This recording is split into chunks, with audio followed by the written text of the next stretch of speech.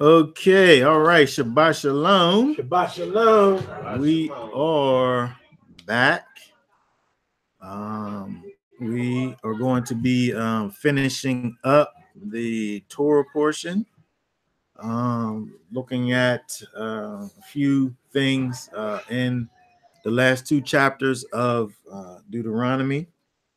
A couple things I wanted to look at. Also, the couple first little bit in Joshua we're going to look at as well, as we see kind of the changing of the guard, the going out of Moshe, and the entering in, you know,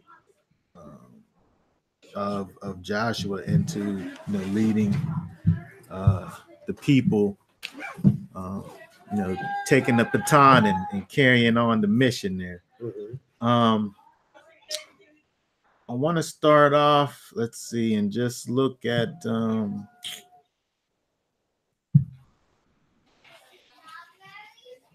let's just read let's see, one, two, let's just read the first 25 verses of Deuteronomy 33. Hold on, let me put this up on the screen real quick, and then go ahead and start reading there.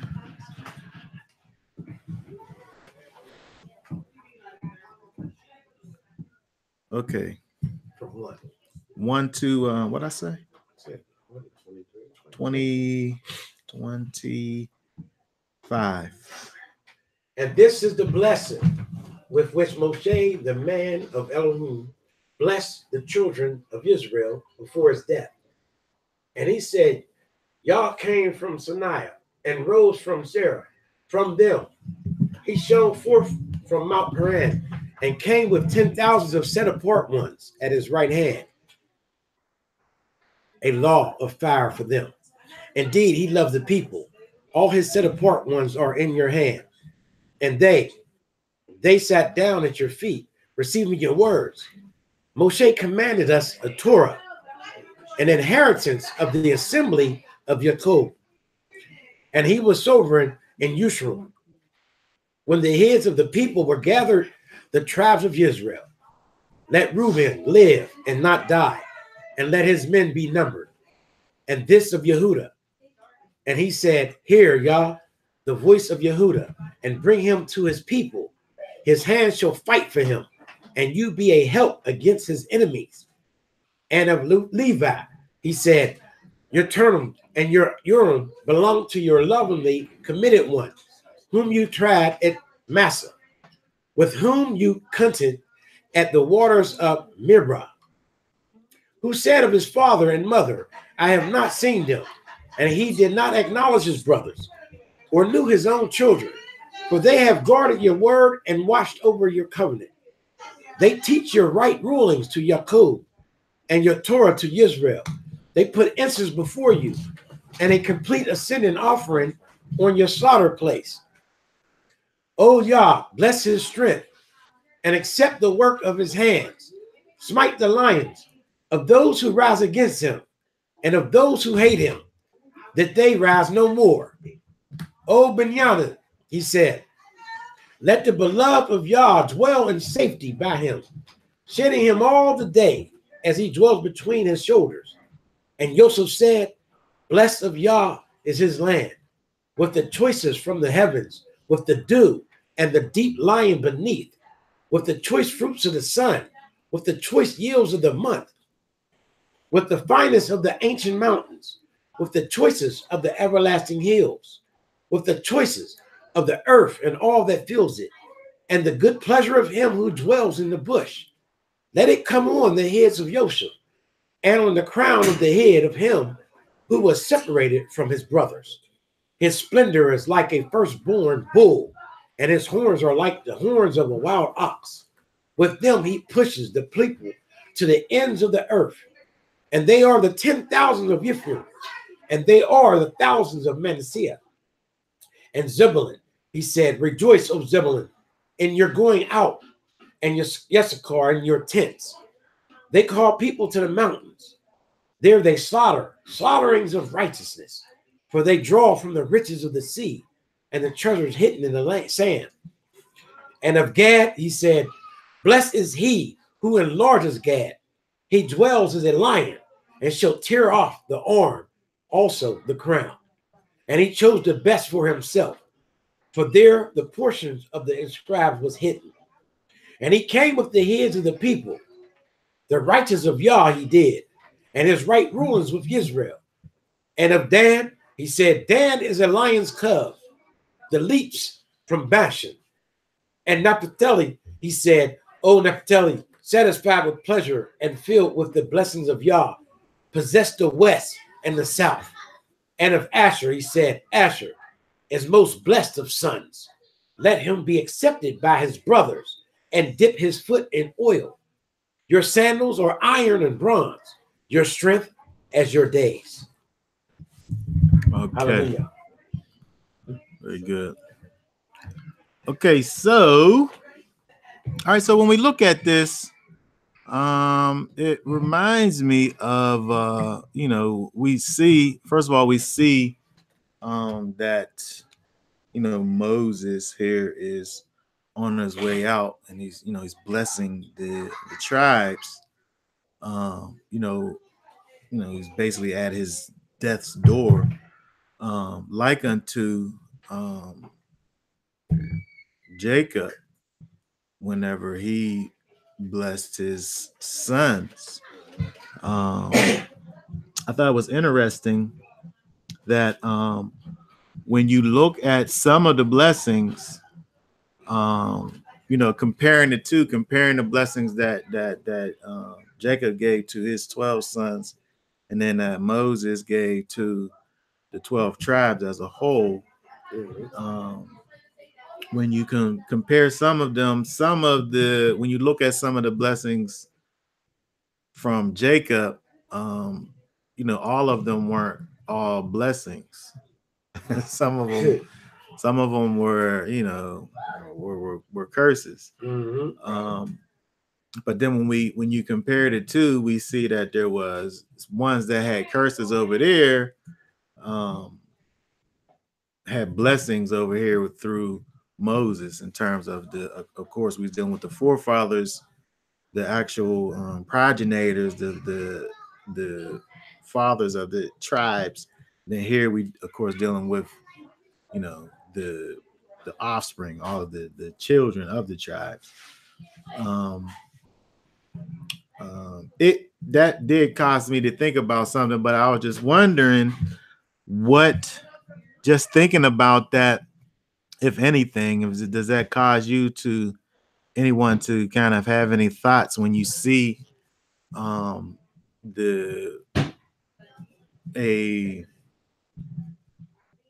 curse being given to the father of the tribe, and then a blessing being given to the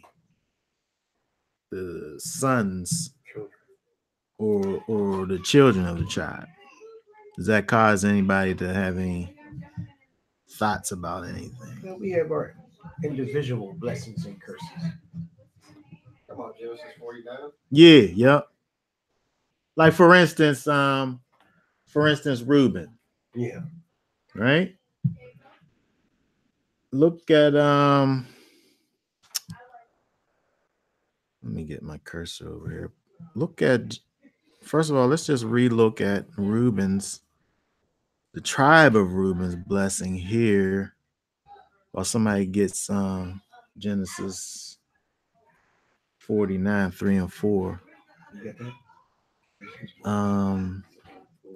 So if we look here, starting with verse 6, let Reuben live and not die, and let his men be numbered.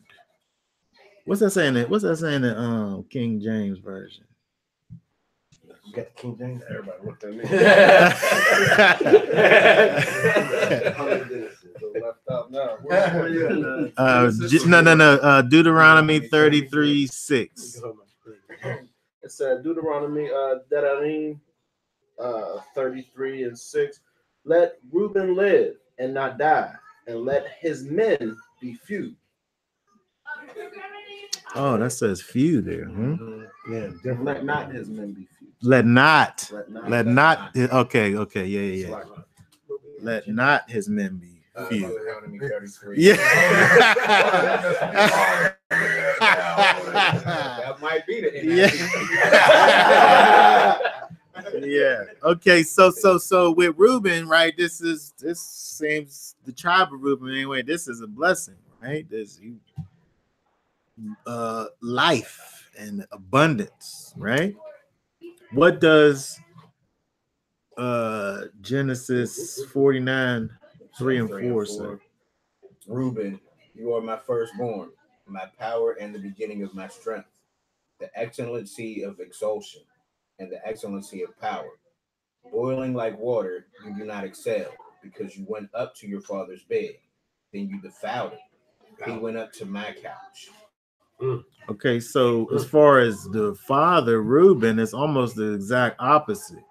It deals with, first off, it deals with his place just as a firstborn. Really, that's just kind of that's a facts of the matter in terms of being firstborn.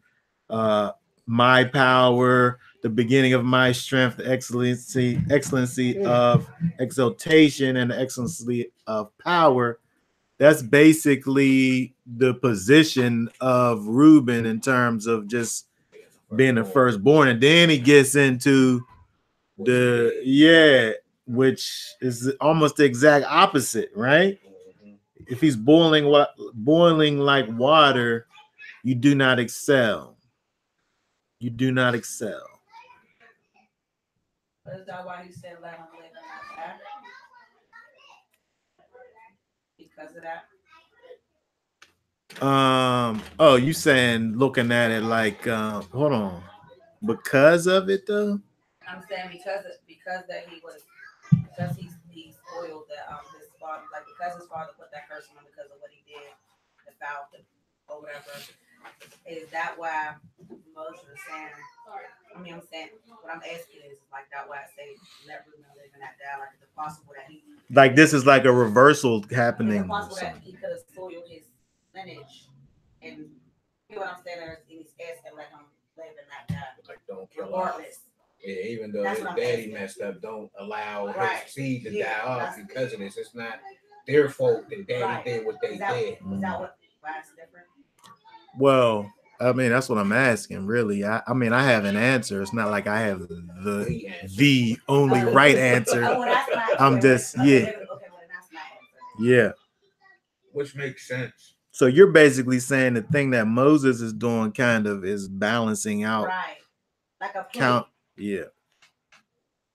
I wouldn't think a contradiction. I would more so think maybe. Yeah. It's not. Yeah, I wasn't looking at it as a contradiction.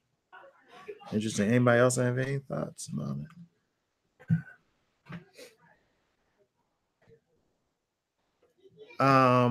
As far as I was concerned, when I was looking at it, I was kind of thinking of it in terms of, you know, when we see the blessings, kind of just putting blessings and curses against each other.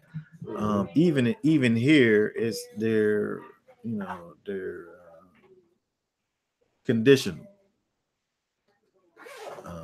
Even when we see with in Bereshit, even when we see what happened with Jacob and his son, he's given him this kind of rebuke based on something. It's based on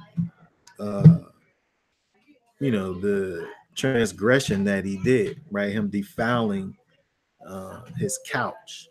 So when I look at these in terms of, because there's others we'll look at as well, when we see that you have these ones where there's one seemingly negative and another one seemingly positive, the blessings and curses in general are really based or conditional. Right? We can look and see that we're in a state as a whole, as a people, as a result of something. right? And we also could see that, if we were to actually do the things that the Most High requires of us, then we would actually receive blessings as a result of it, right? It's a conditional kind of a thing. So I just saw that when I saw looking at the differences between the two. It's not as if when we see, for instance, the curses that's going on with some of the sons from Jacob, it's not as if this is something that's just not necessarily just on the father and his seed forever. It's always based on conditions. Okay, case in point, when we look over at who's next over in Deuteronomy is Judah. And this regarding Yehuda, so he said, "Hear, O Yahweh, the voice of Yehuda, and bring him to his people. With his hands he contended for them, and may you be a help against his adversaries." So when we look at that one, it's not bad. It's not, but it's nowhere near as extensive as what we saw over in Bereshit. Right? When we look over in Bereshit, when we look over in Genesis 49, 8 through 12. Let me see if I can pull that up. Here.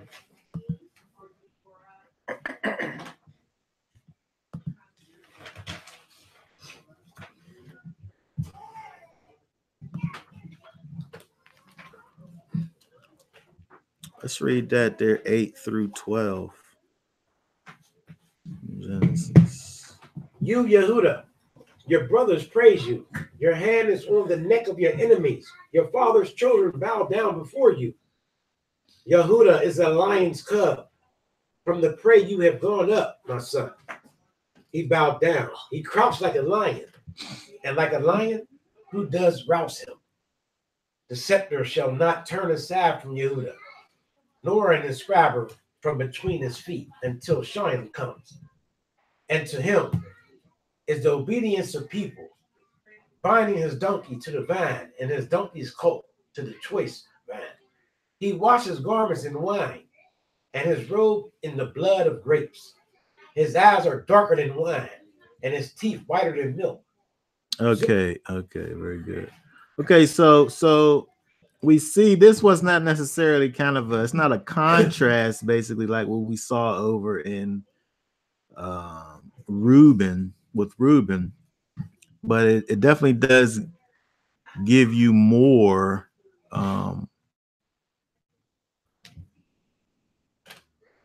in Genesis as compared to over in Deuteronomy. That one is really not as different as what we see with Levi, because with Levi, and we might as well stay here while we're here.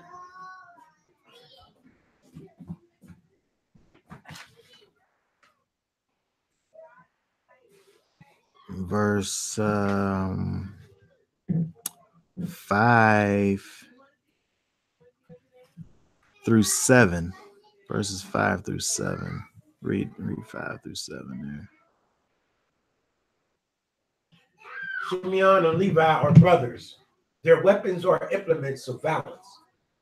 Let my being not enter their council.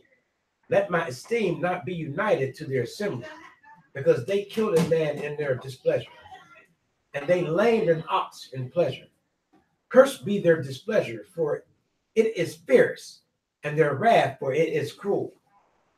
I divide them in Yakub and scatter them in Israel. Okay, so this one now compared to what we saw with Levi over with Moshe, it's kind of as if it's almost as if the curse really was actually turned into a blessing. Because when you think about, well, first of all, Simeon's not mentioned at all, just as a side note in Deuteronomy. But as far as Levi is concerned, when we think about the way that Levi was divided among Jacob and scattered in Israel, over here, right, it's kind of a negative situation, right? But when we look over, by the time we get over to Deuteronomy, you're talking about the priests, right? They're scattered, not as kind of it's their priestly duties to be intermixed with the other tribes. They were, they kind of were elevated in terms of the status among the tribes, where it went from the, what their father had done, and kind of taken, like I talked about before, when we look at Levi as a tribe, it's like you can see the bloodlust with Levi, right? Going all the way back to the father, where they was the main ones going out and getting that revenge, right? They was ready to go and kill for their people, all the way up until who's on the Most High's side.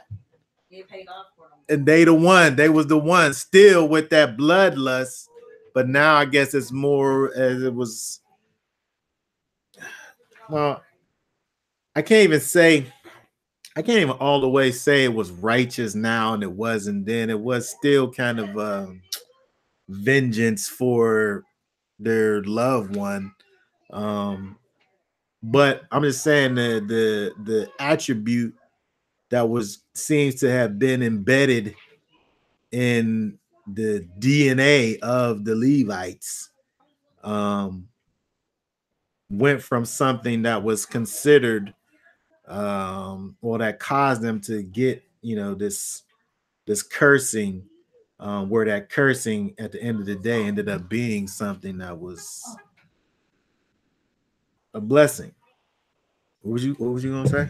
No, I was just adding, I guess, like how they were afflicted and kind of paid off when it was time to kill for the people that was being worshiping the calf. Mm-hmm. Oh yeah, so Yep. like, they didn't hesitate at all. They just Step right up, raise their hand. Not even a We'll question. do it. Like, yeah. But again, I think the key here, the thing that I was just really wanting to think about, was the fact that blessings and cursings really are based on something. Right. It's conditional. If you do this, then there'll be this. And that's just something that we see with these blessings here. can I add something? Oh yeah, good. So like basically, if you know that there was a curse on your lineage, would that make you want to straighten up to where it can reverse it? Well, it should, I would think. That's what Yeah. you mean by condition. Well, I'm saying it should. It doesn't always, though, No, it right? doesn't always, But for the it most part, should. that's the goal. If you're moving in righteousness, if if your family has a propensity to do something that you're able to recognize as something that's wrong, and you're walking in righteousness, yeah, you would want to reverse it. I think that's one of the things that you know that is necessary for us in terms of being people who saying that they following after Messiah, recognizing that we have people um, who are basically just dwelling in these curses, Right. and moving in that direction. Um, you know, it's hard to see yourself when you're in the midst of something, right? But on the outside, it's different, right? So it's really up to us really to be able to, you know, reach back and deal with those who are not even able to understand.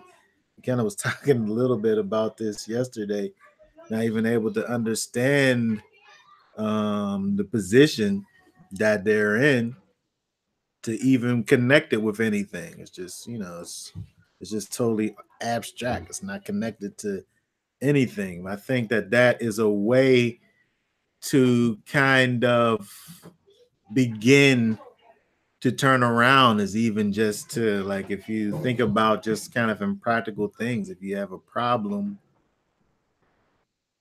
and you want to find a solution, like the first thing is actually understanding what the problem is.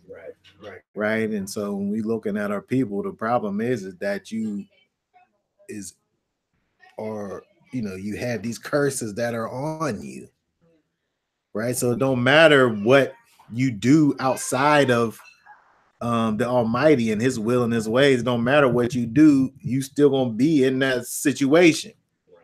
And if you're not dealing with the problem, which is a disconnect from the Almighty, then you're just gonna be stuck just right there, right? Because you're not doing anything to make it back. Right. So you know, again, when we look at some of these blessings and these curses, and you know, sometimes I've seen people who will look at these things that are associated with a specific tribe and then say, well, you know, this group of people must be this specific tribe based on the fact that the things that they this particular people has gone through looks like what's being described with this particular blessing.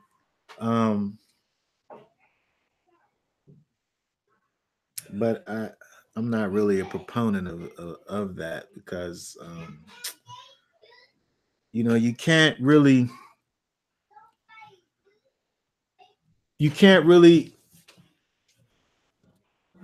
when we think about the state of Israel now, you know, we have to go all the way back to, we really have to almost go all the way back to at least, we have to at least go back to the Second Temple times to have any type of a people that's actually following after the Almighty the way that he even you probably got to go further back than that. You probably got to even go further back than that. So the thought process that you have these tribes that have remained intact throughout all of that, for me anyway, I can't fathom that. It doesn't, for me, it just doesn't make any sense, you know, because if you have a people that's in disobedience, you know, part of the punishment for doing that is being destroyed, being scattered. So the idea of these groups being able to remain intact in disobedience, just for me, I can't, I don't get it. I don't get that. I can't see it. I can't see it as being something that's even plausible, I would say. But back to this idea of these blessings and them being connected to conditions. I want to go back to Deuteronomy and keep on going. Let's see here, 33, verse 26.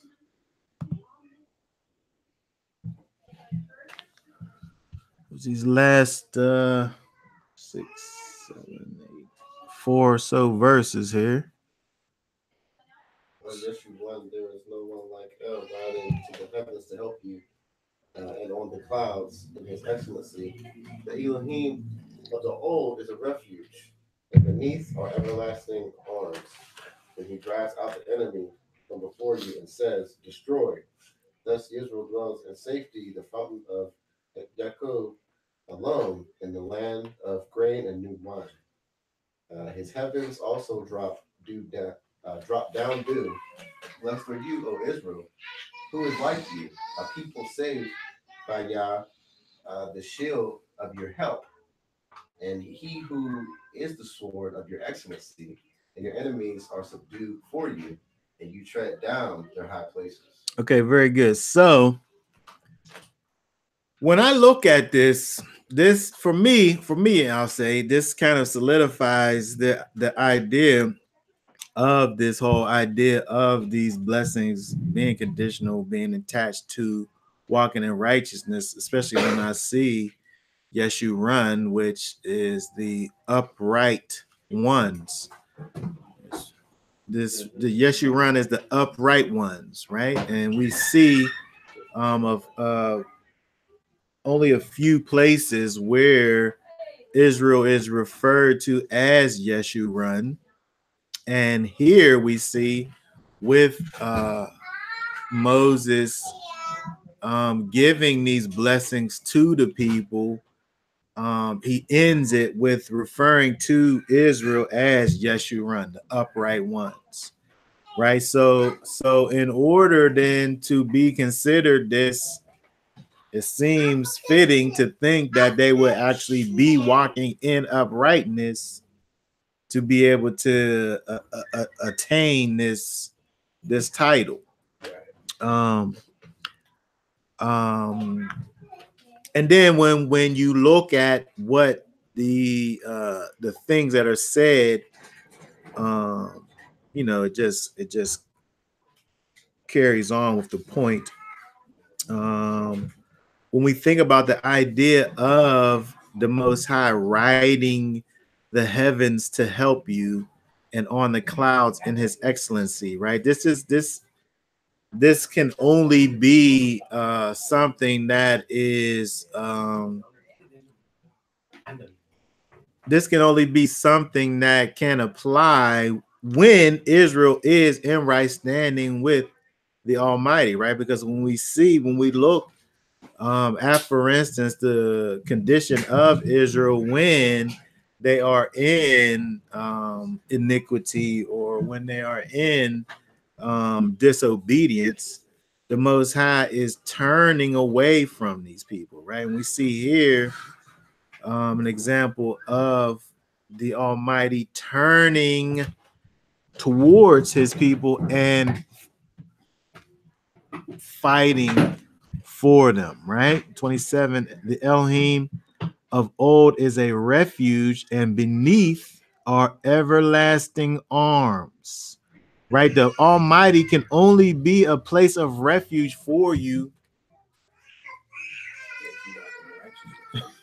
Exactly, right? If you walk in a disobedience, this is the opposite of what's going to be happening, right? He's not going to be a place of refuge and safety for you if you're going contrary to his will, right? These everlasting arms is going to be arms coming down, putting the smack on you if you on the other side of righteousness, right? The thing that is kind of inferred here is that Israel is in right standing, is being counted as these upright ones so that they're able to receive these blessings, right? Just so that Israel's able to have the Almighty as a refuge to his people and be, on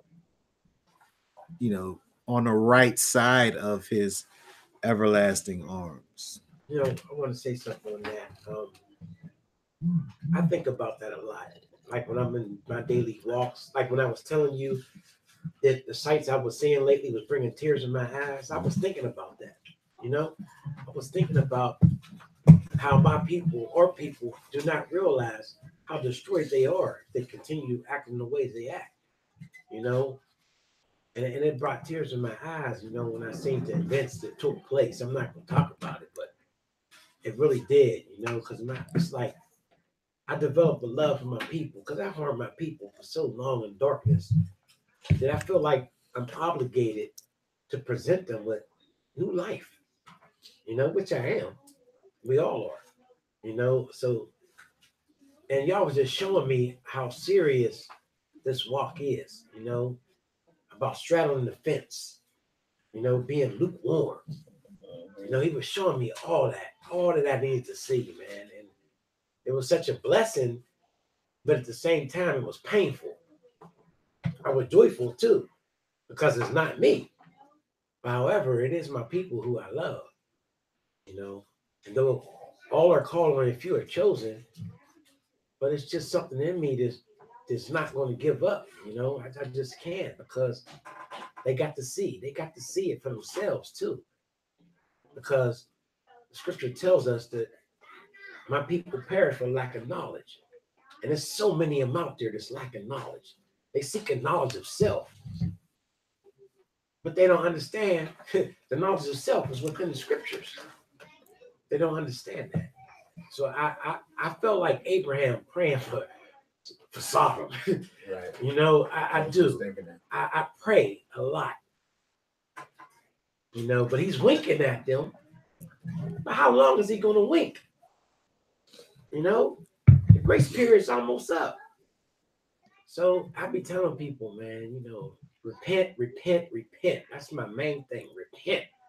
Repent. It's very vital that you repent. I hope people do understand that. Yeah. Well, I mean, it goes along with what we're dealing with here because when we think about the blessings of the Almighty, you know, what we get in the cross here is the fact that these things are conditional. When we look back and see the curses that was put on the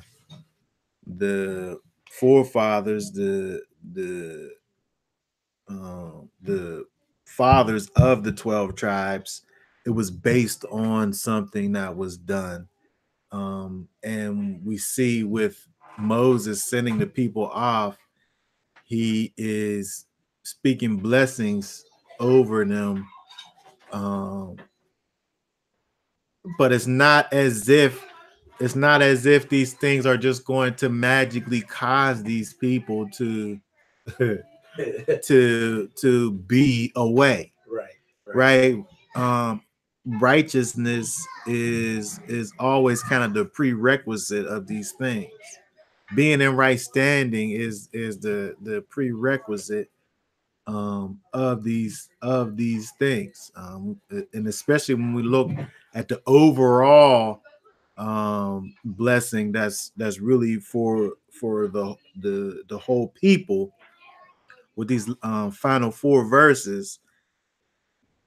And when you think about we think about the state that our people are in even now, verse 27, the second part where it says, and he drives out the enemy from before you and says, destroy. Right? That's the opposite of where we at right now. Right? He ain't driving no enemies out. Them enemies is standing strong. They standing their ground. Right? You know what I'm saying? But there's a reason for that though, right? It's disobedience, right? So we're always able to see and connect this this kind of conditional kind of a thing. Even when we think about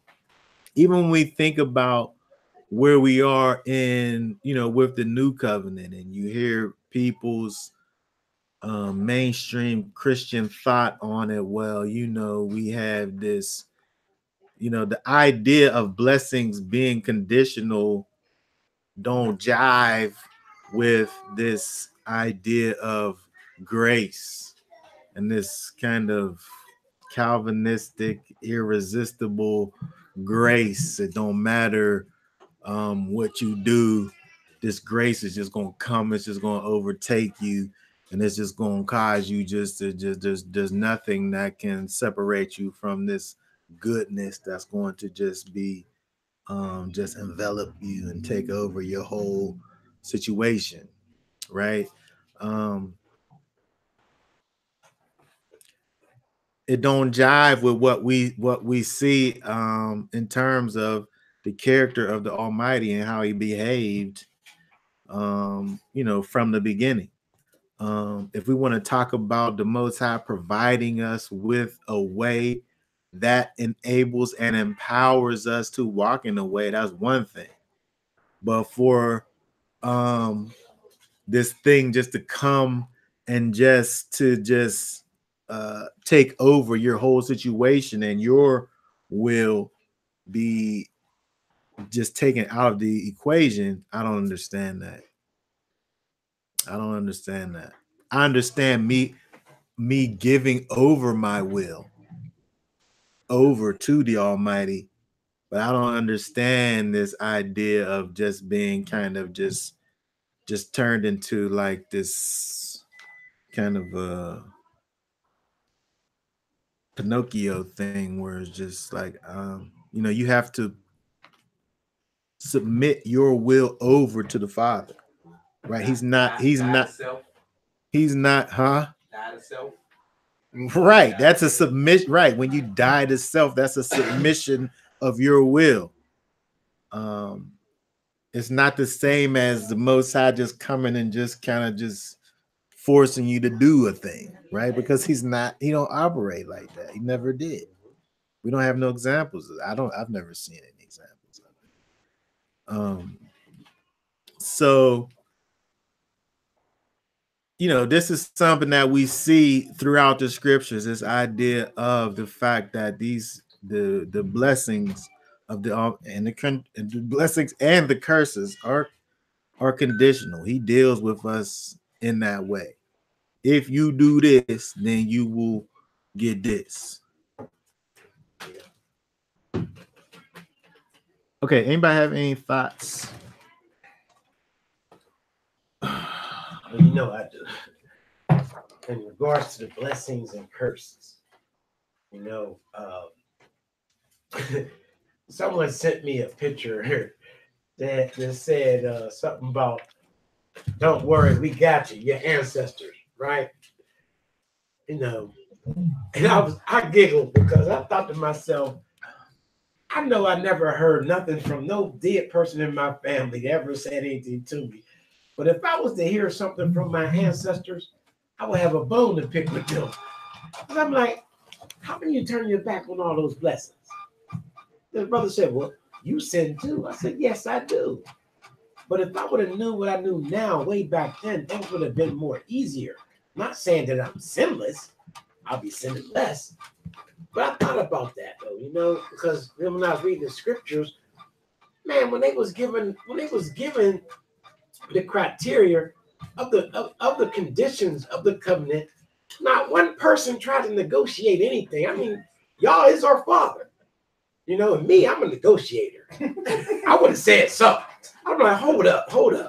Now, I don't think I can do all this. Can we just try to work something out? They didn't say none of that. They just said, okay, we'll do it. We're just tired of hearing from them. They didn't know what they was getting into, man. So everything you say, we'll do. Yeah, everything you say, we'll do. And are you listening to me? You ever tell somebody that? You tell them, look, if you go do this, I'll do this for you. And they're not really paying attention, but just in that moment for instant gratification, they're going to agree with you. They'd be like, all right, all right, I'll do it. Listen, man, Pay attention. Are you sure? Yes, yes, yes, yes. That's what he happened. You know, and in the result, what they do, they messed up as usual. So yeah, I would have a bone to pick with them, you know, because I'll be reading the blessings and the curses. And when I be reading the blessings, I'll be like, oh my goodness, we could have had all this. You could have had all this. The Messiah breaks that down too in the New Testament. He says, let your yays be your yays. And your no's be your no's. Yeah, that is true. But you know what? And also I think like this too. Perhaps I wouldn't be here today if they did it right. I probably wouldn't even be here. You know?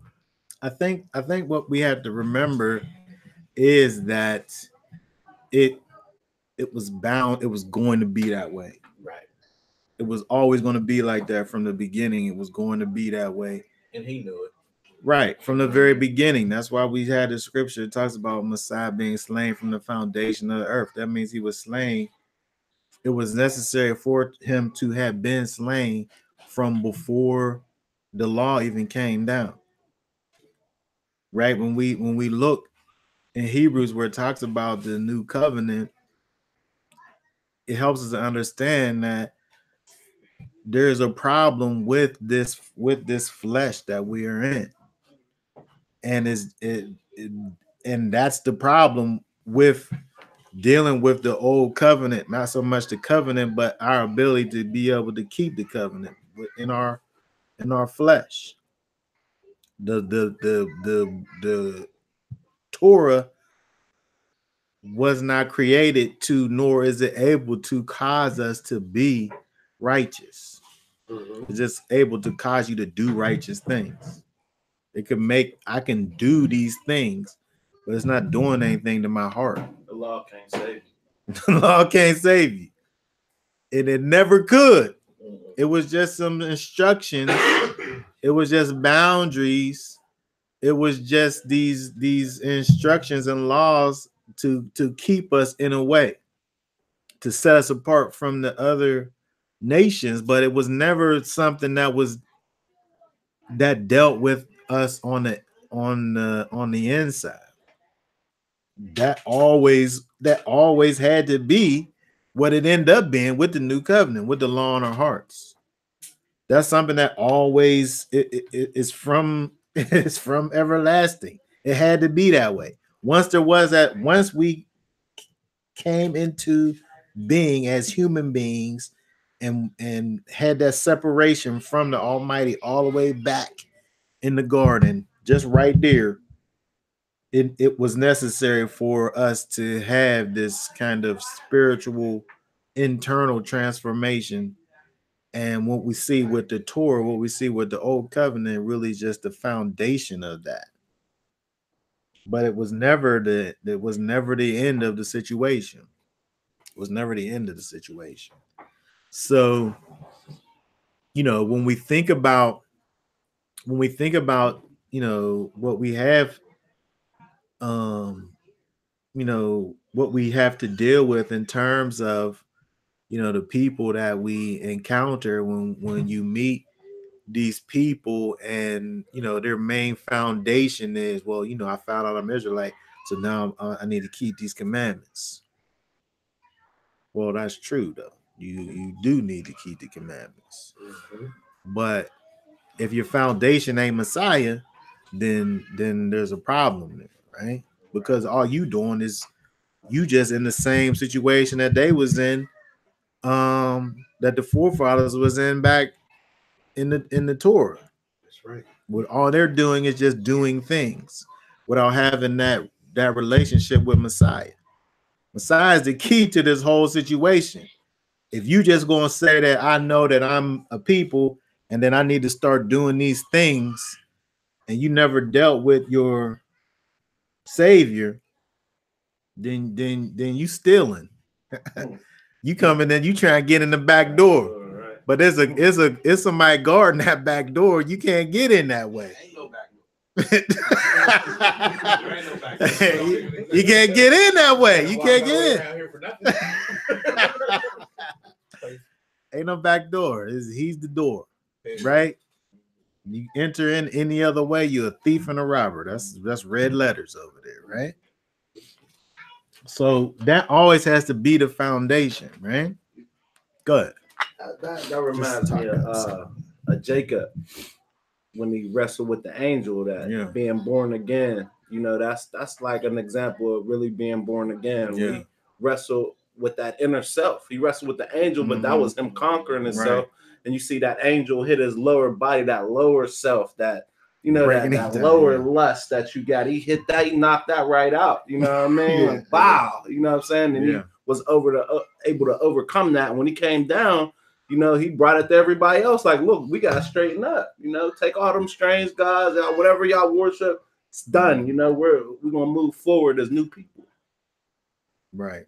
I mean, that's exactly right. And really, that's how we have to be able to look at the Torah and understand it from that perspective. We see what it says, and it says what it says, and it means what it says.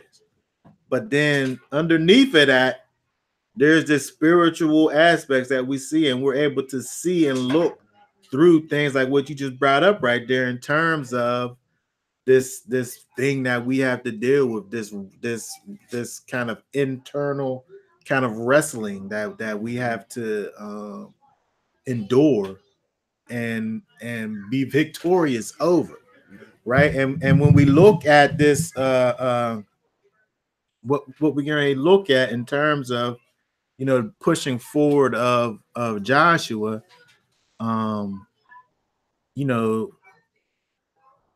we're going to look at it, but what we're going to deal with is the fact that relationship with the Almighty has to be maintained so that we're able to be victorious in these you know, in these fights, these spiritual fights that we're going to be involved in. And you know, now on the other side, right, we have been provided with all that we need to be successful. It's almost as if when we look back here, it's kind of the it's a picture, and we see the plan is all there, but how the plan is carried out didn't happen yet. When we look back here, we got the full plan. And if you just follow this plan, you can make it. Except there's like this missing piece that didn't happen yet. Like when we're looking at it in the Torah, the missing piece didn't happen yet. Messiah. The Messiah didn't happen yet. He didn't come yet. That Ruach coming and dwelling in all of his people, that didn't happen yet. But when you combine the two together, now you're talking about something. Right? So it's important to be able to look and understand that, you know, again, when we look back at the Torah, you know, it was, this was never the end all be all, right? It was always more to come, right? They was, you know, and I many times fell into this trap of looking at Israel, ancient Israel, and saying, what in the world was they thinking? Yeah, we had a conversation about that. Yeah, it's a reoccurring thing, because in your mind you think, if it was me back there, I would have. But we right here. Yeah, that was my lesson within the last few days. Because we just not gotten Deuteronomy at home, and just having our relationship with y'all, it's the understanding he gives me to my situation, and even the lessons. Like, I was getting discouraged about certain situations I'm facing. I was going, and then like we got right to the part where Moses is doing like his last plea, and he's going on to say, like, he strips you from your pride on purpose. You know what I'm saying? He wanted to see your heart. Like, not one time did your feet get swollen or your clothes tear. So I realized, so I had to sit there and think, like, okay, so since I'm just now realizing, you know, how wrong I've been right now, I just got out of Egypt. So this is my guideline right here of why my pride is down. So right now he's not gonna give me what I want. Like, right now I'm gonna have just what I need, just to see if I'm, you know, see in my heart you know, as far as me, if I'm going to do his will and obey and trusting. That trust and obedience, Moses just kept enforcing it. Like, and then when you get over there, don't forget what he has done for you. So it's just like, just the stuff that he reveals to me about myself on a day-to-day basis each day, even in a reading, it'd be confirmation to certain things. It's the amazing feeling, like, and I don't even have nothing but like understanding right now, peace, like, and just facing my situations. I kind of like, I know he's going to guide me through it. He's not going to just eliminate the things, like the different things I'm facing because of those as results of choices, but he's going to show me where I went wrong and, you know, basically what I should be doing. Yeah. So. I mean, even if we think about what was in the last chapter where he's talking about, let me just go back there real quick. Let's see, 33. Even when he says over in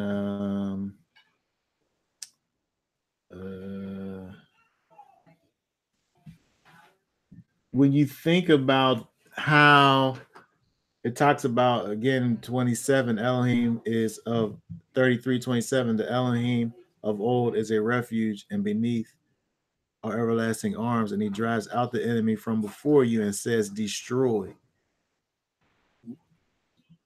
When you think about looking at Israel's encounter with, you know, these other nations in terms of battles, where the Most High is said to fight the battle, right? So he's doing his part. A lesser nation, Israel, fighting these other nations that's greater than Israel. He got to be part of that situation in order for Israel to be able to prevail.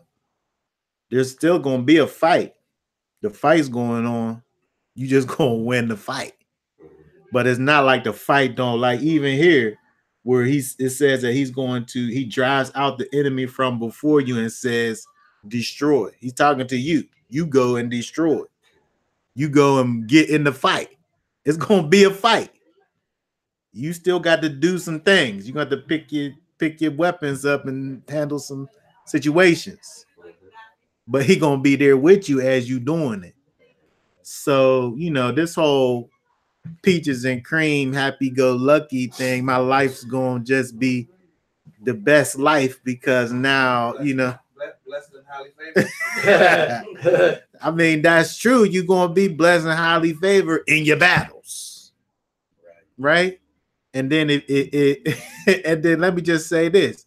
If you don't learn from these battles that you get in, then you're going to mess around and have the same battle. You're going to be like Groundhog Day over and over again. The same battle until you do it the way it's supposed to be done. Right? It don't make sense to think that this life is just going to be easy. He going to be there with us. But he going to be in there within us in the fight. He going to prepare the situation. But you still got to go through the situation. Yeah, the walk is, you know, you have to walk through the fire. Right. To come forth as gold. You know what I mean? Yeah, how you know I was getting that? I don't know, bro. That's a spiritual agreement. That dross has to be burnt off.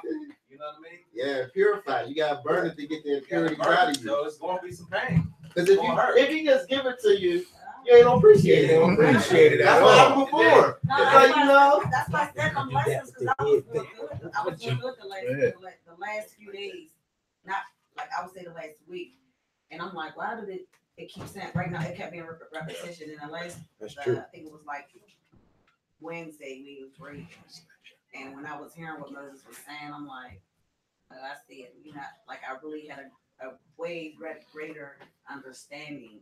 Like I already knew that I was going to be facing stuff, but I was starting to get discouraged. Like it's just for not on a depression or like that, just getting discouraged in my attitude, not because it's like I don't know what to do, like you know what I mean. But once I actually like interpreted the right way, it was just like it hit right home. You just let me know that. at the end of the day, like you can't have what you want right now. I'm gonna make sure as long as you're doing right, you're gonna have what you need. Right. You know, but for the most part, is you're gonna trust and you're gonna obey. Let me see you do it. You know what I mean? And you know, you can't do this. You gotta face it. You do what's right, and at the end, you know, I got you, and that's the way. Like that. The holes we dig for ourselves, you know, we still gotta climb back up. Like he don't just magically come down and lift you out of the hole you dug. Because why? You would keep digging holes. Right. If he just kept, you know what I'm saying, just coming down, lifting you out of the hole, you wouldn't learn from that experience. You wouldn't learn not to dig a hole again. So, you know, as long as it took for you to get down to the bottom, It'll take that same time to get back there up. you At go. least. You know what I'm saying? At least. You know what I mean? You might mess around while you down there, like, And do something. start digging a different hole going sideways. You know what I'm saying? Down there like Big Dub. Yeah.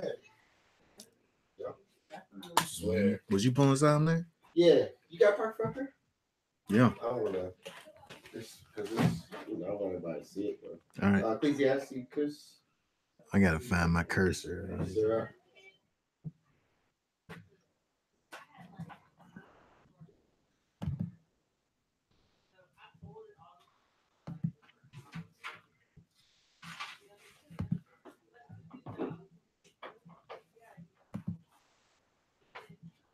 Two and one. I'll read it. It says, my son, hey, daughters too, but my son, if thou come to serve, prepare thy soul for temptation. So when you going to walk on the right path, Satan going, you know what I mean? Just try to do the right thing. The earth is, you know, giving it to the hand of the wicked. That's what you're in battle. It says, set thy heart aright. Good. Set thy heart aright and consistently endure and make not haste in the time of trouble. So all this stuff that come to you, you got to keep enduring it. It's gonna be a long fight. Cleave unto him and depart not away, that thou mayest be increased at thy last end. Whatsoever is brought upon thee, take cheerfully, and be patient when thou art changed to a low estate. It says, for gold is tried in fire, and acceptable men in the furnace of adversity. So you gotta go through it. We ain't being made acceptable if we don't. And the enemy love discouragement. That's what he want. You know, he want whatever is in a negative form. You know, he wants you to, you know, just be discouraged. Even if you know if you're not doing, you might not be acting on something wrong, but maybe you could think. You know what I'm saying? Think in a negative form. Enemies coming at all ways. But the enemy going constantly come at you because that's part of that fire, like that, you know, getting them impurities out, getting them spirits out, because, you know, as Brother Tony was saying here, you know, as you exercise it, you know how to deal with those spirits when they come at you later. I'm used to this, you know, and you get straightened up. But yeah, that was pretty much it. You know, that whole chapter's going on after. Oh, yeah. Okay, so if we keep on going, right, along these same lines, we're going to kind of just look, we're going to get down to the bottom here, and we see that if we go down to verse 5, Moses, he dies, right? He dies in the land of Moab. He's buried in this place that nobody knows to this day. And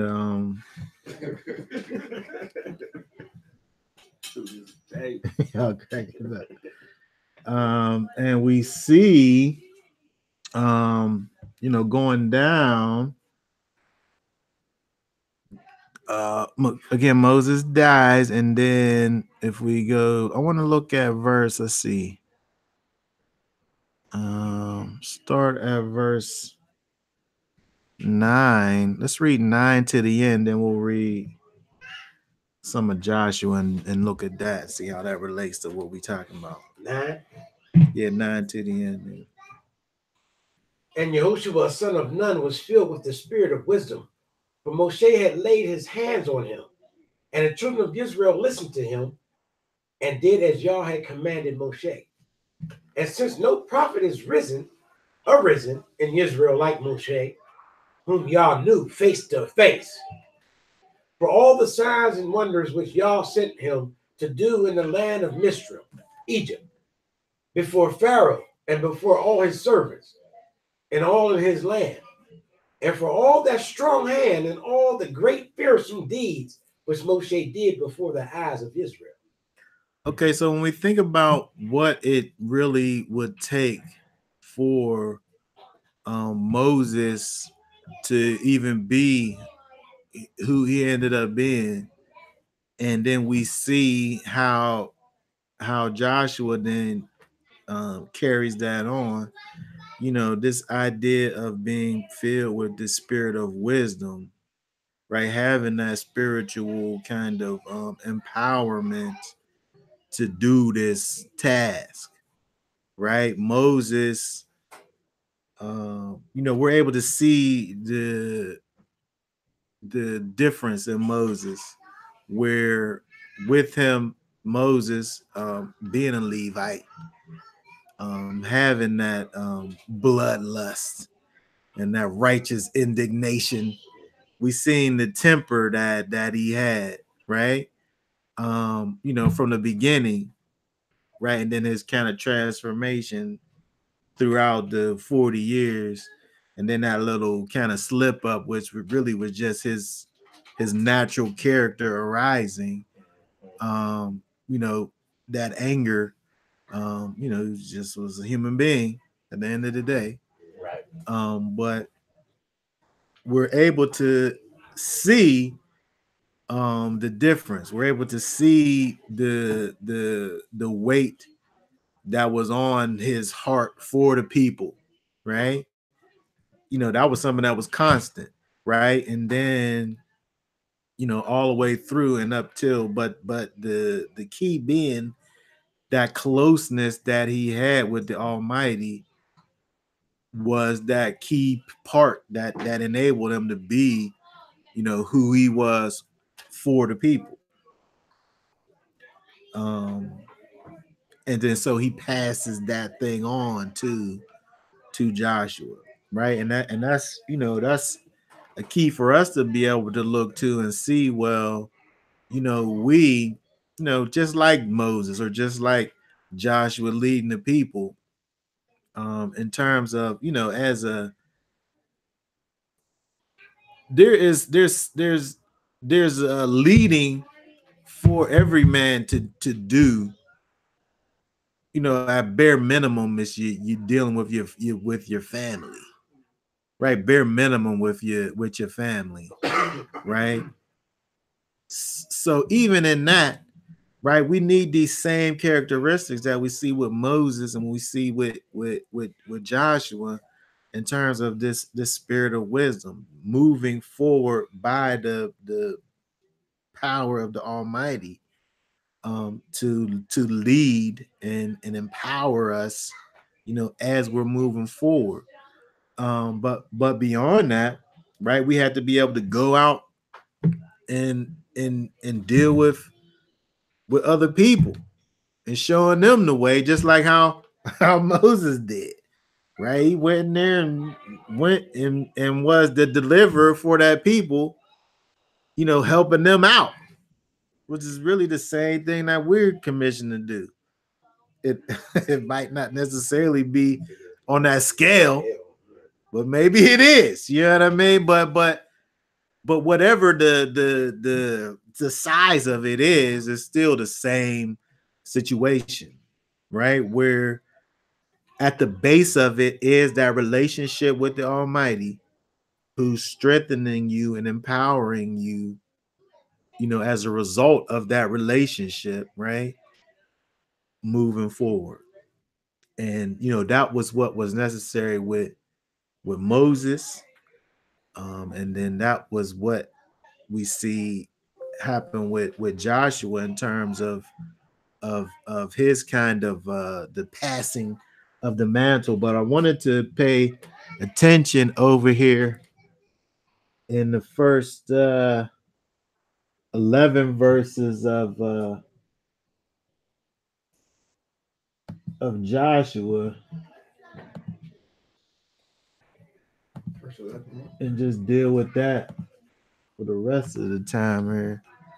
If we could just read from 1 through 11 and talk about that a little bit. And it came to be after the death of Moshe, the servant of Yah, that Yah spoke to Joshua, son of Nun, the assistant of Moshe, saying, Moshe, my servant, is dead. So now arise, pass over this Jordan, you and all this people, to the land which I am given to them, to the children of Israel. Every place on which the sole of your foot treads, I have given you, as I spoke to Moshe. From the wilderness and the Lebanon, even as far as the great river, the river Euphrates, all the land of the Hittites, and to the great sea, towards the going down of the sun, is your border. No man is going to stand before you all the days of your life. As I was with Moshe, so I am with you. I do not fail you, nor forsake you. Be strong and courageous, for you are to let this people inherit the land which I swore to their fathers to give them. Only be strong and very courageous, to guard, to do according to all the Torah law, which Moshe, my servant, commands you. Do not turn from it, right or left, so that you act wisely wherever you go. Do not let this book of the law, Torah, depart from your mouth, but you shall meditate on it day and night, so that you guard to do according to all that is written in it. For then you shall make your way prosperous and act wisely. I have not commanded you? Be strong and courageous. Do not be afraid, nor be discouraged, for Yah, your Elohim, is with you wherever you go. All right, that's where we want to go. I said 11, but 9's perfect. Okay, so let's go back up here. And verse 5. No man's going to stand before you all the days of your life. As I was with Moshe, so I'm with you. I do not fail you nor forsake you.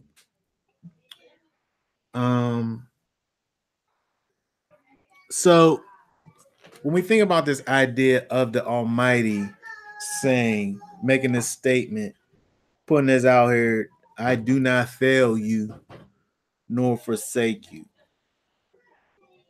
You know, this is not, again, this is not something that's telling us that we're able to just do whatever we want. It's not licensed to just whatever. No matter what you do, I'm not going to forsake you. It's not that, right? It can't be that. No matter how hard these people going to sit up here and try to fight with you about it.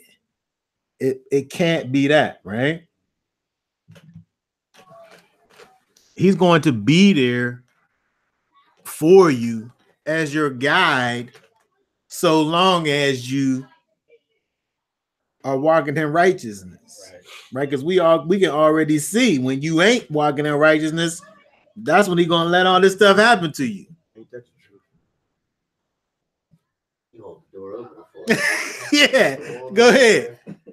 Right? He lead the charge, like, right? So we can't think that this can never be something that's separate from obedience.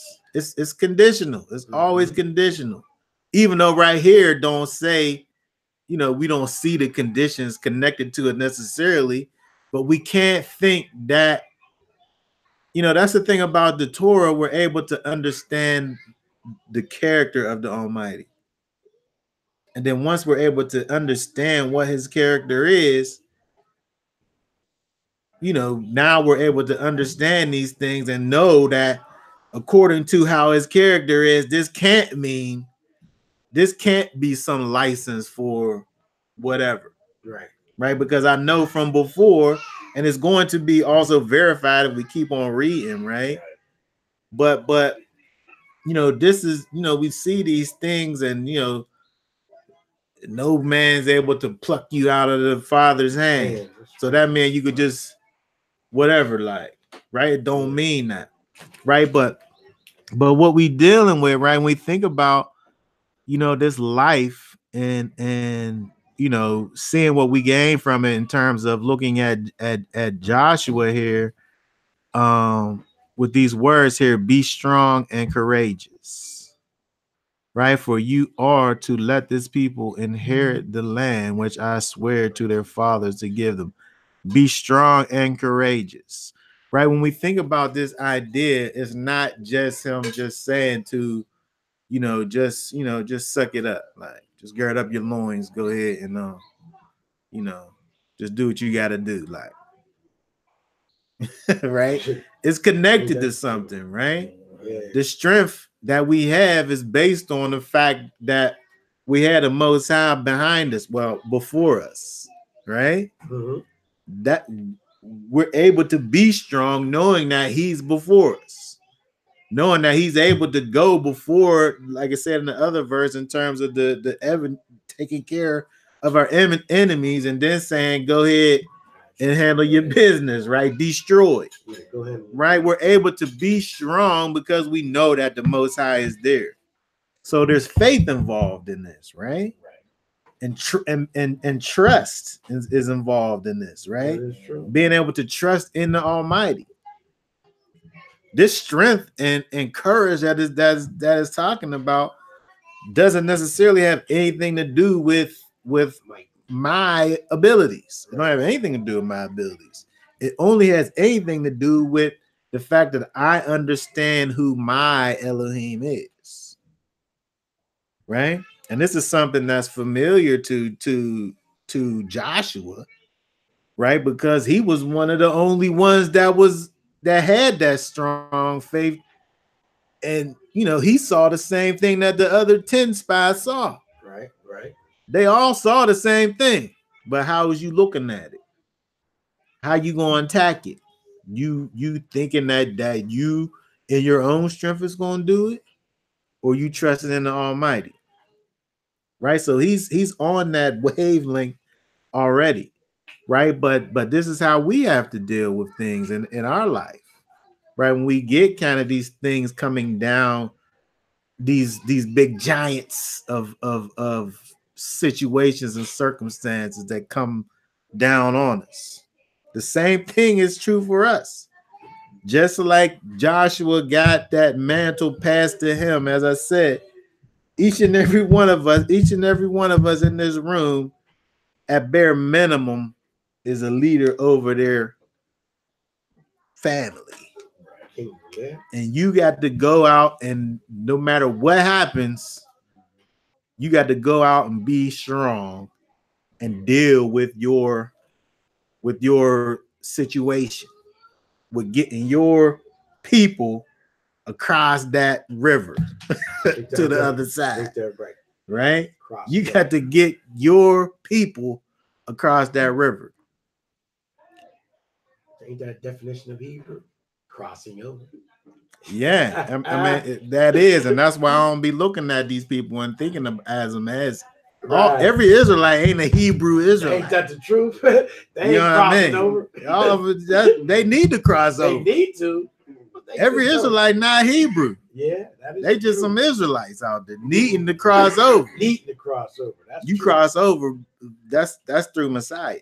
That's right. That's the only thing that's getting you over. That's the only thing that's getting him over, right? He was endowed with that spirit and that power to be that leader for that people. Right. It's the same thing as far as when we looking at ourselves in terms of the way that we're able to cross over to make it to the place that we try and get to is through that spirit, through that Ruach HaKodesh. I was speaking to someone recently about the duties of a husband, and I was letting them know that the scriptures give the proper protocol to follow in such marriage. That the husband, yes, he's the head, but he's supposed to love his wife as Yeshua loved the church. And like you said, Yeshua go all out. Yeshua gave his life up. The same way we're supposed to do that to our household as the head. We need to go all out, bring them to cross over, our people, our fortress.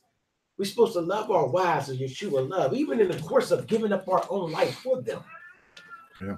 That's the protocol that a lot of brothers don't understand, So we were just talking about that. Yeah. So looking at 6 and even 7, 6 saying be strong and courageous. Verse 7, only be strong and very courageous. Very courageous. It's taking it a step further. And then to guard to do according to all the Torah which Moshe my servant commanded you. Do not turn from the right or to the left, so that you act wisely wherever you go. Right. That's true. I mean, this is important. We have to be able to, again, understanding what the Torah is, understand that the Torah is the character of the Almighty humanized. We have to understand what the character of the Almighty is, and then but the only way to do that, right, is to actually look and see this thing played out. We have to, it's not just, I can't just say, well, okay, I read the Torah one time, so now I know everything. Now I know what I'm supposed to do with it, right? Pull my swords out in debate now. He said he said right in verse, do not let the book of the Torah depart from your mouth, but you shall meditate on it day and night, right, until you finish reading it. Then you don't have to do it anymore. Oh, I added that part at the end. Yeah, it don't say that. It's on you, huh? It don't say that, right? Yeah, I mean, this is good stuff. It's like, if you're not in the Torah, you're not going to be doing the right thing. How can you? Yeah, it's like it says it so that you act wisely wherever you go. You know what I mean? So when you go to a place, it's going by knowing the Torah, you're going to know how to behave yourself, right? So that things can go right. Especially when you apply them to your heart. But those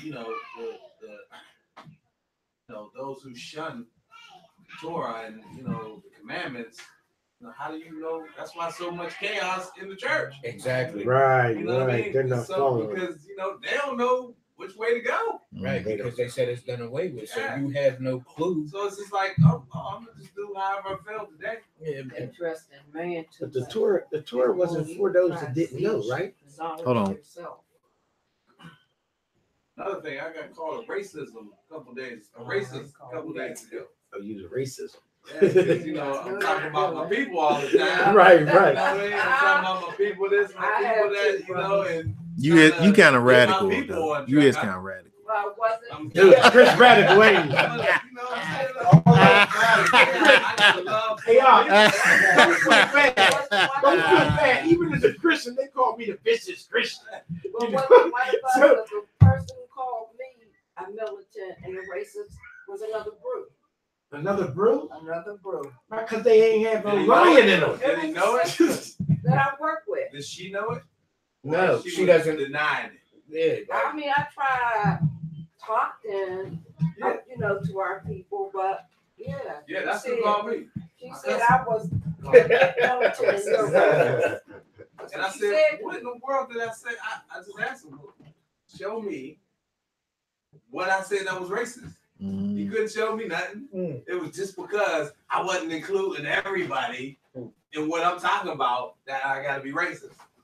I was talking about, remember the battle that happened after the Hamite right down there, and how Jacob was running up the walls and they kicked butt for like 5 minutes. Man, he was going butt. Wow. Oh man, and that's when she said what she said to me. But I'm telling them about the power of our people when we was under y'all and we did what we were supposed to do. We kept the commandments. We were strong. Yeah. We were strong, and I don't know if she got insulted or what, but she said Sharon, you got a bit of militant and you're racist. No, I'm not.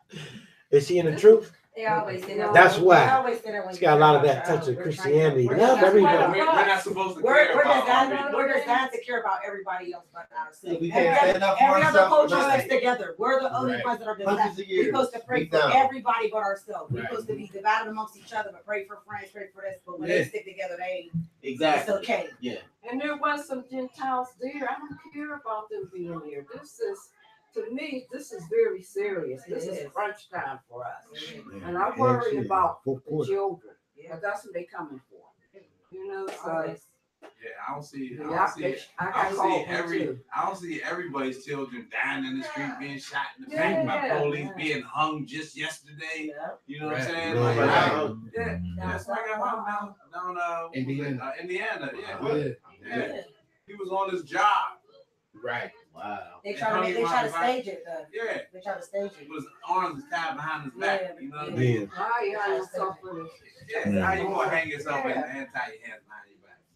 You know, it's just, so, I'm talking about the group that's in most need. Right. You know what I'm saying? Like, Mhm. I don't see nobody else that's going through what we're going through. And, there's an urgency that has to happen. Yeah. You know what I mean? Because I just see our numbers dwindling down and, all type of ways. Yeah. Yeah. So it's not that I hate other people or I don't even want other people to receive salvation. That's not the case. You know what I mean? I just, We gotta wake I up. love my We people. gotta come together. I We want my gotta people. go back to him. But that's why I said. That's You why I know, said. we have to go back. We can't survive That's it. without the Messiah to even get to the Father. And some of them don't understand that. You know, they with the grace thing and my pastor said this and no, you got to get in this script yourself. Right. You Where's gotta, your and personal- you gotta really Ask want it so it get them. revealed to you the proper way. Because there's people that actually read it, but they're not. Yeah. But they don't Their see it. interpretation You're is not- so crazy. And you're not looking for that personal walk. with That's her, why I said you know gotta what I mean? really, but you gotta want it. Right. You know, like the argument I have on a day-to-day basis with him things it's like, but this is what I asked for. I asked for it. So I asked, like, show me, and I'm gonna do what you say. So he's literally like showing me, and it's like, wow, I know you was going, okay. Right. Well, I gotta think about it that way. I don't want to think about it that way. And he like, he won't even let me share things that I would cry about. He be showing me certain things, and they be like, I can't even shed a tear, but I be wanting to so bad. I'm like, why do I gotta look at it like this? But when I cried out, I meant what I said. It wasn't just for the moment. I was dead serious. So, It's like you know what I mean, like in a father-son or daughter relationship for real. Like you really look at it, you know what I mean. You go to your daddy, you like, yo, this is what I want this. And they like, nah, I need you to do it this way. yeah. And like you said earlier, you know what I mean, like we all had that situation where we told our kid, hey man, I need you to do X, Y, Z, and they be like, all right, well I did Z. I can't reward you for Z. I still need X and Y done. And we're the same way. Like we're going to do it our way, and you know what I mean. Regardless of how he says it, it ain't working out, and now we mad at him. Like, well, you said if I, and he like, yeah, I said if you X, Y, Z, and you like, oh. All right. Well, my thing is, Most High is the only father I've ever known my whole life, right? And then for 30 plus years of my life, I didn't know who I was. So when the Most High opens up my eyes to who I am and that He is truly my Father, Right. What else is there to talk about? Why wouldn't I talk about who I am? Like for 30 plus years, I was like robbed of my identity. Rob's your name. Rob's your culture. So why in the world wouldn't I be talking about it and just so excited about finally coming to the knowledge of who I am and that I am not just a slave or I'm nothing. I'm not a people. I am somebody. You know what I mean? I am the apple of His eye. You know what I mean? So that's why I talk And about. you want to share with your other brothers and sisters. So they can know where you were at. Yeah. You know what I mean? Yeah. And You have to share. You can't keep it. You can't to keep it. yourself. You can't keep You it. have to share Yeah, it with that's- the rest of even if Man. they don't Even want if to they hear don't it. get it. I'm Yeah, out even here if she they don't coming get it. to Yeah, you. she coming to All you. right, listen, That's that's what what they I say say. when I No, be at work. She coming to I just told him, I said, sometimes I be wanting to be like, I was talking to somebody, and I'm like, I wanted to shut up like 10 minutes ago, but he kept telling me to say this. I'm like, I couldn't help myself. That's a beautiful feeling. It's amazing feeling. When you feel his spirit coming through you. Yeah. To say, and you don't have no fear when you say it. You know what I mean? You don't have in your mind, I'm around all this type of people, this type of people, what they gonna think of me, you know? And I love that. He amazes me. Honestly, he amazes me on my job. He really does. And puts me in the lion's den. And you feel his protection around you, you know? And then when he's done saying what he's saying through you, you go on about your business. You know? And you don't feel No type of way. No, right. You're not like shamed or, you know, you don't have that fear in you no more. It's, you know, right now, I'm feeling some type of way. I'm just meeting you guys and meeting y'all just to see that this gathering is growing. I mean, he's bringing people to us and taking us together. That means a lot. You know, that means that we still got a chance. That's all. So when we thinking about all of this stuff and in light of what we're looking at here, in terms of this kind of this really command that's given to you know, to Joshua for the way that he should be, you know, it's also the way that we have to be, whether it's you know, talking to somebody, or whether it's you enduring this or that, you know, you going through a situation, right? You know, we can't allow, you know, situations to kind of beat us down and become so big in our lives that we put those things, allow those things to be greater than the Most High, right? Because when we're not going forth in strength and courage, which at the end of the day is just faith in the Almighty, when we're not doing that, when we're allowing the things that's going on to cause us to be the opposite of that, you know, have that fear and timidity, whether it be talking to somebody or whether it be going through a situation, it's almost as if it's idolatry, because you're making that thing, whatever it is, greater than the Almighty. When he's saying that he's going to be there for you and never fail you nor forsake you, but you scared to go forward because of the thing, you just elevated that thing above the Almighty. You just made that thing a God that's greater than the Almighty, right? So we have this command that's given here to Joshua that most definitely applies to us as we move forward in life, to not just man up, right? Not just gird up your loins, but trust in the Almighty that he'll be there for you in any situation, that you always able to move forward in him. And it don't matter that your situation, whatever that thing may be, is greater than, it don't matter that there's giants over there. It don't matter, right? And then the thing that's solidifying that in you is this word, right? This word is a thing that's kind of reinforces these things inside of you, right? And that spirit now inside of you, you being that spirit-filled individual now, that combination of the word and the spirit in you is just causing you just to be this immovable force, right? Not because of your strength again, but because of who it is that strengthens you, right? So we have to be able to kind of keep this in mind, you know, moving forward. You know, kind of the when we look at this in terms of being the end of the Torah portion, right? When we see the command that was given to Joshua to keep this thing in his mouth and meditate on this thing day and night, we have to forever be in this book of the law. It's a never ending thing, right? You could never get enough of this thing. Otherwise, I don't know how you meditate on it day and night. There's not an end to it.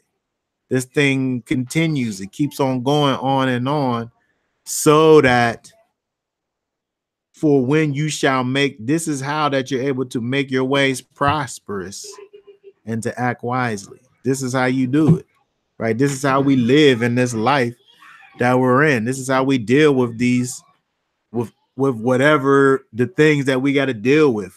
This is how we do it, by understanding what the character of the Almighty is and allowing that spirit that's in us, that spirit of wisdom that's in us, to be able to apply these things in our lives today, right? And we have to be able to look back at these things because and allow that spirit to work on these things, because where we are is not always a direct correlation to what we see back here in this Torah.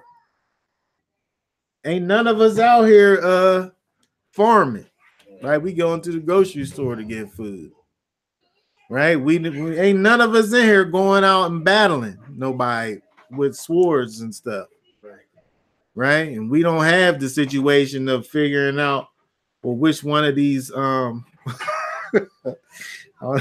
not even gonna say what I was gonna say, but we have different situations, right? But we have to be able to look into the Torah and be able to translate their situations with our situation into our situation now, bringing that stuff up to now. It's the same thing. It's just different ways. It's the same thing that we look at when we look at Paul when he talks about the letter versus the spirit. For us, the letter don't really even apply. How can it? How can it apply? We're not doing those things. But the spirit of the law is where we are. That's where we are. What is it that these laws is trying to get me to do whenever I do this thing? Whenever I care for this little bird and its eggs? What is this? What's the spirit of the law trying to get me to do when I care for the fatherless and the widow? What is it that the spirit of what's the law trying to get me to do when it's causing me to leave the corners of my fields for them? What's the spirit of it trying to get me to do? We have to be able to have all of these things in our mind day and night, so that we can allow that spirit to work. That's what the spirit does in us. That's how we manifest the character of the Almighty, by having that word in us and having that spirit in us to enact that thing inside of us. And that's how we're able to go forth in strength and courage. That's how we're able to be solid in our faith and not be like wishy-washy, right? And not be like those ones who saw those giants and was like, man, I ain't going over there. They're going to kill us, right? We got to look at them giants and just be like, well, whatever. Well, how we going to do it? What we going to do then? It's not turning us around. We just going to figure it out.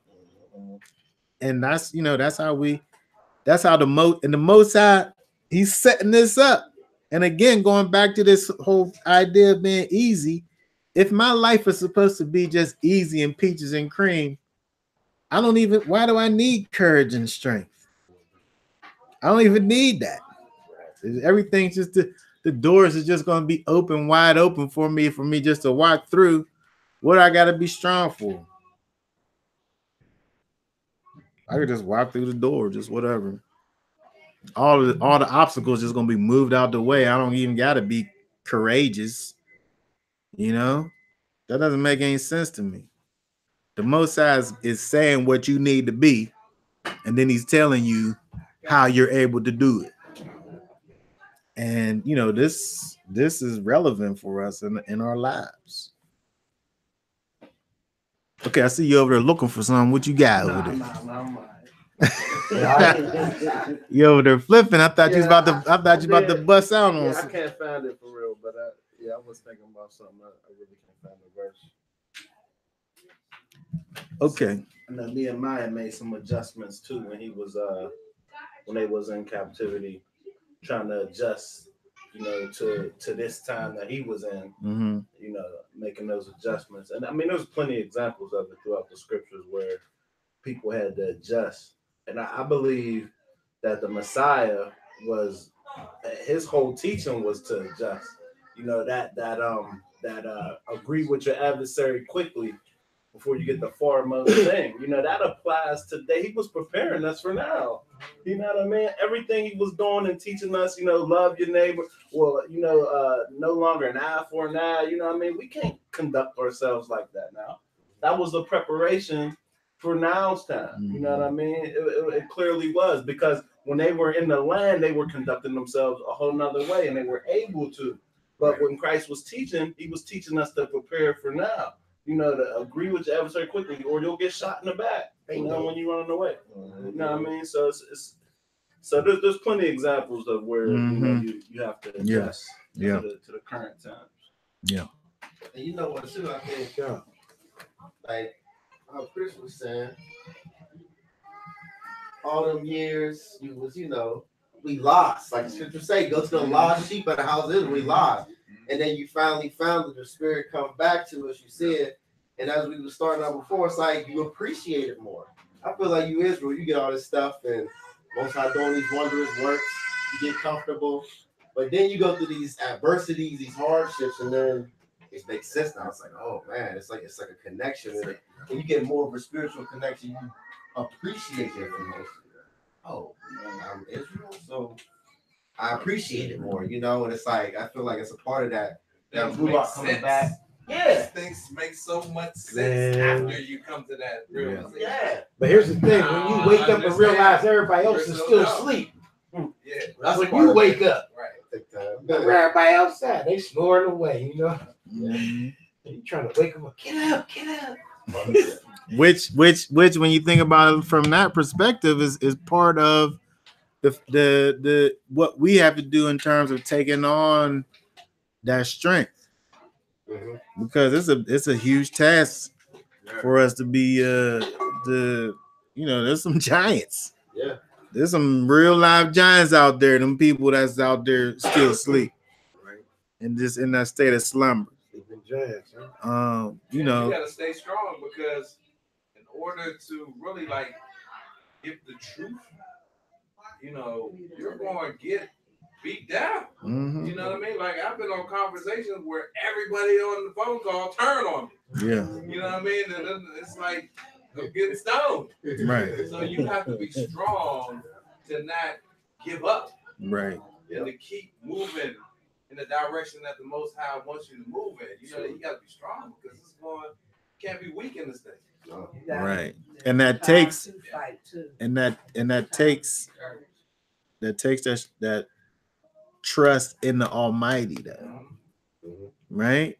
It takes being able to put that weight where it belongs, because you can't take the weight. Right? It's gonna break you down.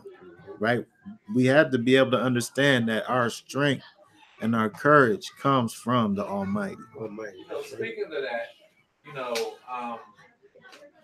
for a while, I would get emotional when I would be, you know,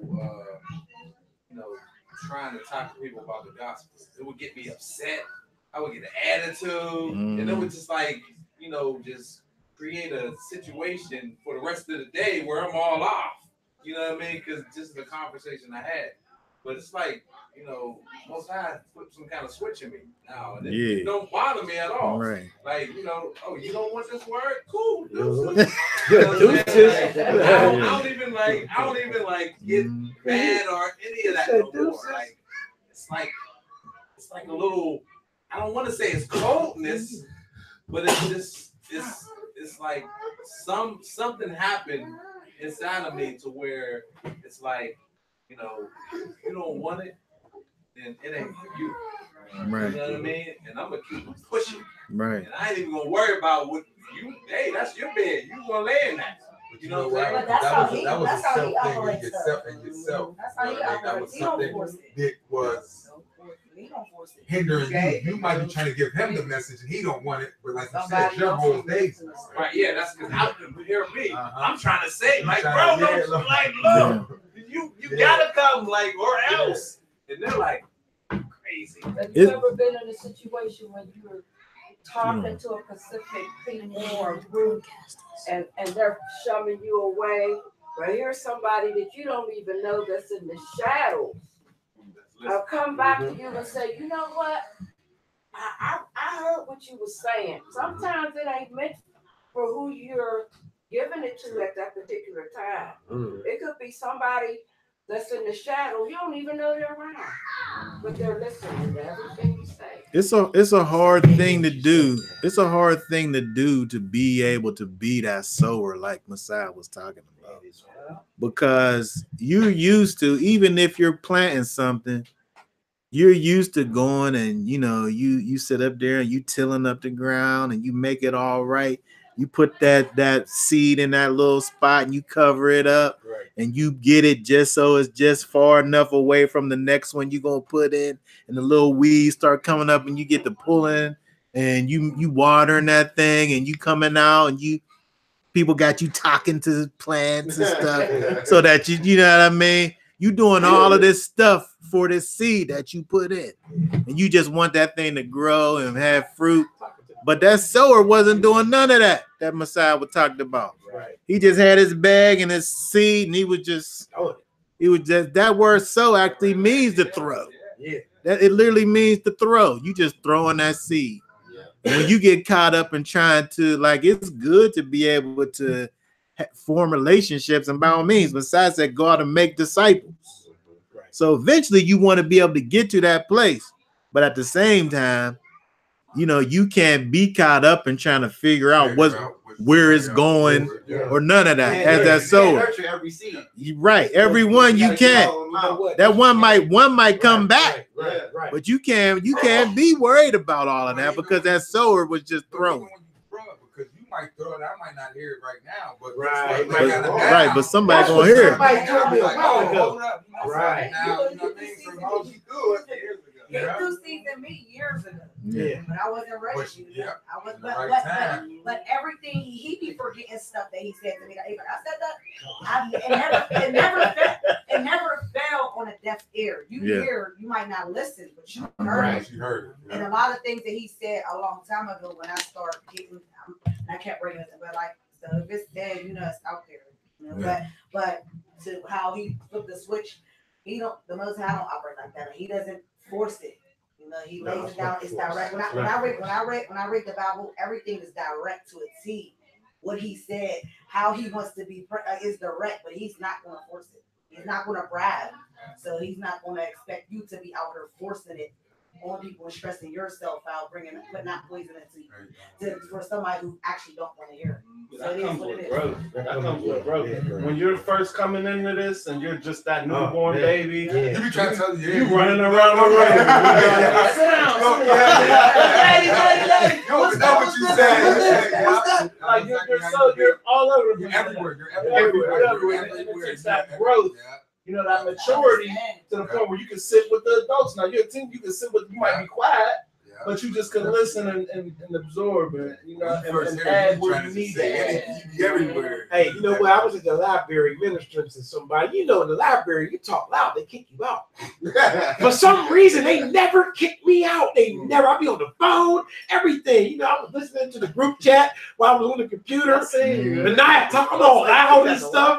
So I'm just turning it down. They'll never bother me, but I was witnessing to one guy who was somewhat getting what I was saying. But what I didn't realize is the person that was way on the other side of the room approached me. It was like, I never read that in the Bible. I said, well, think about this. I said, don't you got children? And it's like, yeah. I said, you ever found big wheels and bikes? He said, yeah. So how many times you read the instructions to put them together? I said, I bet you only looked at the pictures because that's what black people do. We're going to put it together by looking at this box, right? And then when you put it together and you found this little piece that don't go nowhere, you're like, where did this go? And then found out the whole thing is just messed up. You got to do it all over. I said, because you ain't do it right. I said, bro, you didn't do it right. I said, you ain't read the instructions. The whole Bible is the instructions. It said look, the Holy Bible, to Hebrews everywhere, help on living your basic instructions before leaving Earth. You get me? I said, you got to read the instructions, bro, so you can put all the pieces together. He said, I got you now. I said, now go read Deuteronomy 28. My Facebook page is blah, blah, blah, blah, blah, blah, blah. He wrote it down. Send me a friend request. But that goes to show you, I wasn't even aware of it.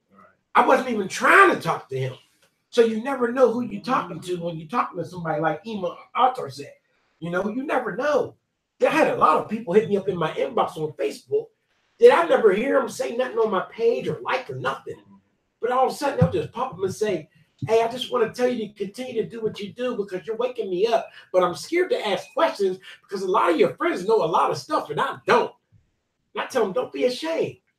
I said, feel free to ask, you know. And I tell them about the Deut page and whatnot. Any question you have will be addressed. We have elders, we have mores, we have people that's well-versed. We don't teach hate, and we will not judge you. So you're welcome, as long as you have a willing to learn, you know. But that's what it's about, man. Sowing them seeds, man. You never know where they go. Yeah. Okay, so that being said, we want to be sure that we continue on in the scriptures, right? We want to be able to keep this cycle going of feeding you're really feeding your spirit, right, with the scriptures, right? That's right. And your spirit is growing as you continue to feed it with this word. So we want to you'll always be growing. Well, every time, every time that you read it, depending on where you at in your life, you're gonna get, you know what I mean? You're gonna get something different. So you just never stop studying it. You know right. What I mean? Because I might read it right now and get this from it because I'm at this point in my life. But a couple years down the line when I'm studying and going over, you know what I mean? It might, because it's spiritual. So it might be like, oh, you know what? Now I'm using it in a different way, but it's all still, you know what I mean? Coming together as one. As long as you don't stop eating, though. Yeah. But that's the thing. You gotta keep on eating. Some people just eat a little bit and then just be good. And be like, I'm good. And then they out here all malnourished. Yeah, right. Right. So we can't never get to the place where you be like, well, I'm good. I could go in. No, that's not what it's for. You're supposed to do that all the way till you're gone. Right. They stuck on the milk. Yeah. Right. Yeah. Chris, you're right. Grown people still breastfeeding. You're absolutely right, because me and Adoniyahu was talking a while ago how a lot of these so-called leaders get these new babes and cubs and stuff, and they leave the milk on the table and immediately shove steak, roast beef, all that stuff in their mouth. Right. They didn't even drink the milk yet. So they don't like trying to play basketball. You in high school and you all say, I'm going to play college sports, but you don't know the fundamentals of the game. They don't know the fundamentals of the scriptures. They don't even know how to apply them to their life. All they know is polygamy. You know, I'm serious. That's all they think of. Polygamy. I can rule over her. I'm down with this. But they don't have the basic principles, which is why Hebrews 6 tells them, though you ought to be teachers by now, someone needs to go back and teach you again the first oracles and principles of Yah. Because what? They left the milk on the table. So that's the aspect of it all. Yeah. Okay, so on that note, we are going to go ahead and be done with this for now. It's undetermined how we're going to proceed because, you know, we are at the end of the Torah portion. I'll trying to debate what I'm going to just start right over. Might be a little time in between time from now when I get back into it, but we'll see what happens. Guess we'll find out next week, right? Okay, so that being said, I'm gonna go ahead and be done with this for now. And Shabbat Shalom. Shabbat Shalom. Thank you for joining. Have a y'all some week.